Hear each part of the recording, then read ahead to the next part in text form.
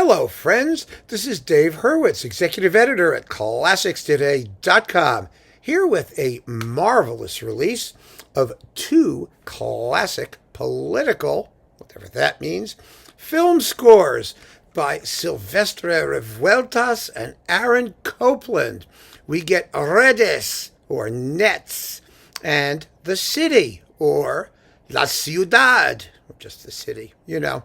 Anyway, they make a perfect discographic coupling. Now, I don't know how many of you saw Naxos' re-release of the two films with which these were coupled, all beautifully restored with these brand new shiny soundtracks attached. They were the brainchild of Joseph Horowitz, and they're performed by the post-classical ensemble under Angel Gil Ordóñez. These are really fine performances, but the coupling is so inspired because these are both, well, political films. They are, yes, they have a sort of agitprop sort of purpose. Redes, or Nets, is about a fishing community in which the fishermen have to learn how to work together and unify as a conglomerate in order to fight the large, moneyed, mechanized, modern interests so that they can get a decent price for their fish. That's all it's about, and it's a short film. These are both short films, a little more than half an hour long. These scores, interestingly, are identical in length, 34 minutes each. Now, Revueltas is one of those composers whose work is just a mess. He was a wreck. He was just a wreck. I mean, he was an alcoholic. He was gay. He had all kinds of personal and emotional issues, and he finished a very small number of compositions, and then a lot of people put together subsequently after his death, from fragments of what he did, other works which may or may not have been entirely by him.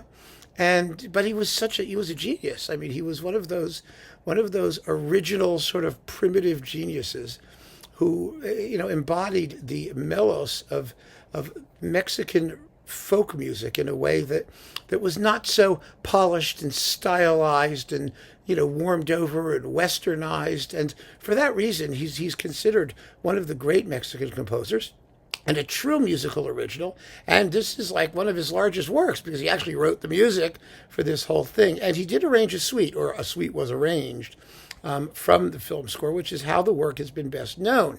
But this is the whole thing, all 34 minutes of it.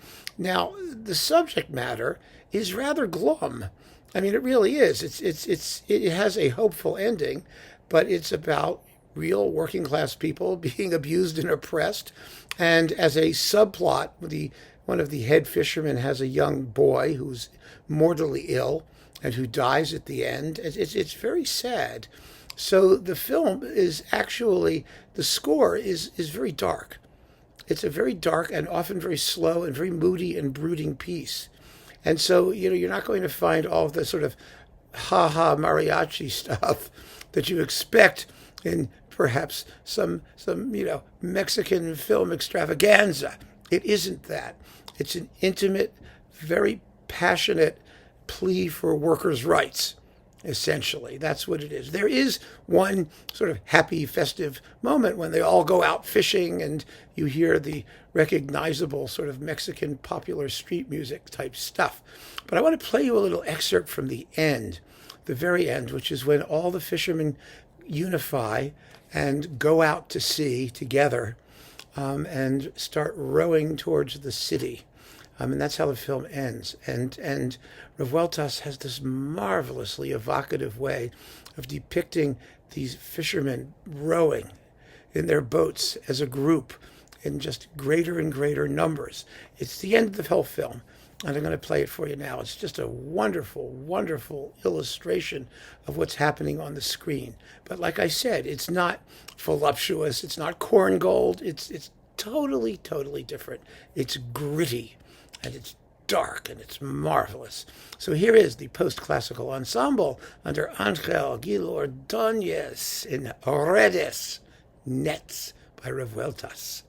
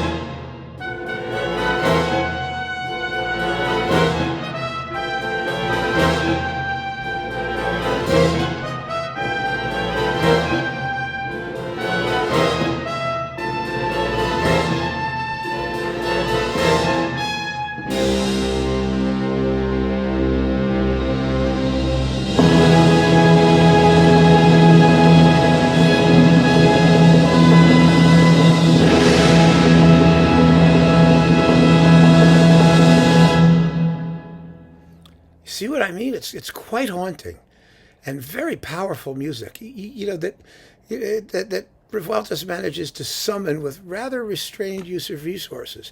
Now, the city, which dates from 1939? They have the dates here. 39, yeah, Redes was 1935. So they're very close together in time. The city is sort of an allegorical type thing about, idyllic life in a New England town, and then the grubby and mechanized and impersonal life of the city, and then the eventual sort of reconciliation of the two ways of living. And it's sort of hard to describe other than that. But the music is quite fascinating because it's exactly midway between Copland's early, more avant-garde and, jazzy and, sort of Parisian period and his American folksy populist period. And the main scene in this film, it's an 11-minute continuous stretch of music called, interestingly enough, The City. And it involves, scenes from the city, a fire truck stuck in traffic and people hanging out at a lunch counter with burgers flipping and stuff like that happening. And the music is hustle and bustle and really kind of cool. It really is. And you wouldn't recognize it necessarily as Copland right away when you hear it. But it perfectly matches the pictures, the film, and you can still get the DVDs, by the way, on Naxos too, if you want to see the actual movie with the music. I actually enjoy just hearing the music apart because, of course, the music is one of the principal reasons for even restoring these movies in the first place. I mean, that was the whole idea, because of the excellence and uniqueness of the film scores that Revueltas and Copland wrote. So here's a little bit of the city and the scene at the lunch counter.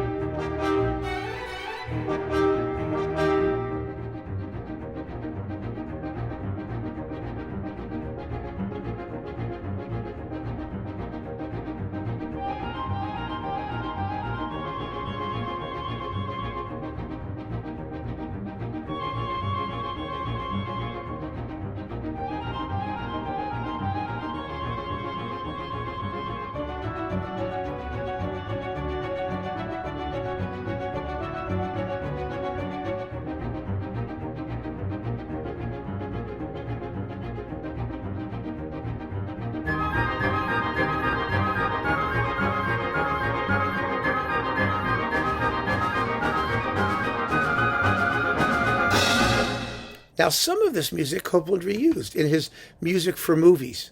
He actually excerpted a couple bits of this music and rearranged it for that concert suite, but not the part I just played you. So, again, both of these scores, it's admirable, let me put it this way, that they recorded the complete scores. You get all of it because they're only 34 minutes long each, and they have lots of little tracks, and they do have some dead spots, I have to admit. I mean, they really do, because, some of it is rather basic and thin underscoring, but there are also just marvelous moments and some very long continuous stretches of music that are, as you heard, extremely powerful and evocative and effective.